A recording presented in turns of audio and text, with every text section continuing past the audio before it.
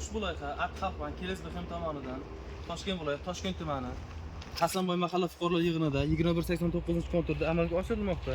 Bu yerda xrizantera gullari ekilgan. Maydon hajmi 5 gektar, uzunligi 156.5 metr, bo'yi esa 283.75 metr. Bu yerda ekinlar zamonaviy usullar bilan parvarishlanmoqda. Hozirda ekinlar gullash holatida, ekinlarni yetishtirish 108 kun davom etadi. Yetishtirish jarayonida sug'oriladi, tabiiy va mineral o'g'itlar bilan oziqlantiriladi.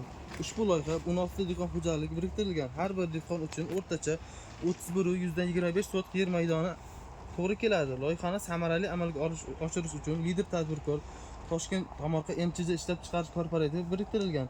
Ushbu loyiha bo'yicha har bir gektardan 50 ming dona, jami 250 ming dona hosil olish rejalashtirilgan.